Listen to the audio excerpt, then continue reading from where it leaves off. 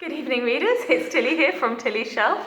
And Ross from Sagalong about the books. And we're together on holiday with other family members in Naples. So what could be more thematically appropriate than an Icelandic saga? Who knows? Anyway, we're both participating in Sagalong, which is an annual happy read-along of Icelandic sagas. A joy. It's a joy, yes. And we're reading Egil Saga or Egil Saga, and this is video number 2. Because this is the end of the second week. And that took us from chapter 23 to chapter 44 of the saga. Which sounds like a lot, but it's not, because they're like Tiny chapters. tiny chapters, full of drama and excitement. Yeah, it really it ramps up the drama. I think in the last section, some of the hosts were kind of talking about in the group chat and on videos, like, there's not as much violence in this saga. Now there is. Oh yes.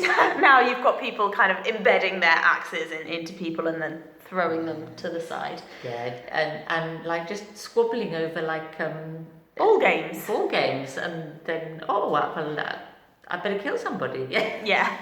And what we've got here is we're now in the third generation of this family that we've been hearing about. Yes.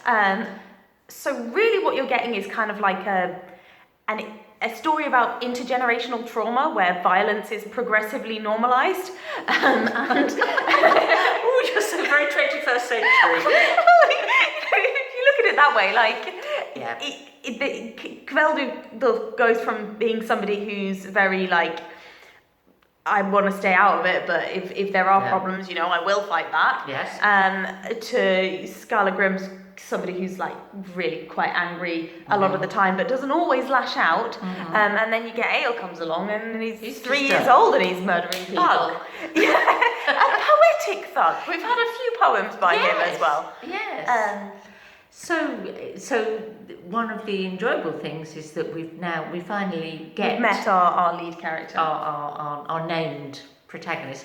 Not that there wasn't plenty of good story in the first chunk and the first half of the second chunk before Air comes along, including one of the most interesting things about the sagas for me is the way they acted as like a kind of oral history come legend of the settlement and development of Iceland. Yeah, it's sort of a creation myth for Iceland. Or a state building, nation building myth.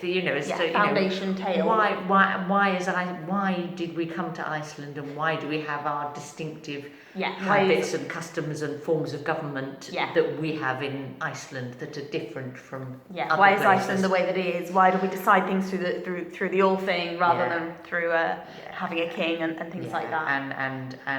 And how did all these places? How did we name all these places?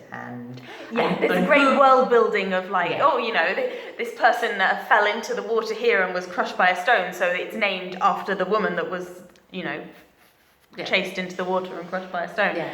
I liked there's a river that's called White River because it's the first time they'd seen a river that was from glacial meltwater. That meltwater. So it's little details like that. Those are some of the real highlights. Yeah. Less a fan of the way that the main character is. He's 13 years old and he's a serial killer. Having said that, it's that very saga-y thing of unusually he's not attractive.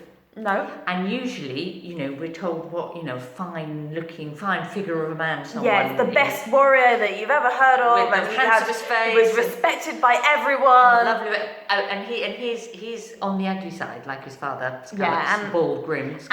People are generally not very keen to involve him in events and stuff. He's a bit of an outsider. But he's phenomenally big and strong for his age and eloquent.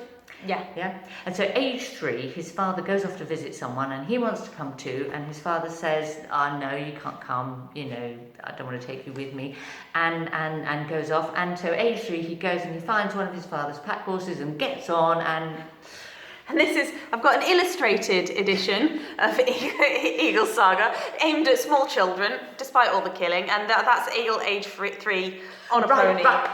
And he arrives there all by himself and arrives just after, his father and the rest of the party and comes in and says, oh, here I am, I'm happy to. We're running out of time on the recording, but yeah. thank you for watching.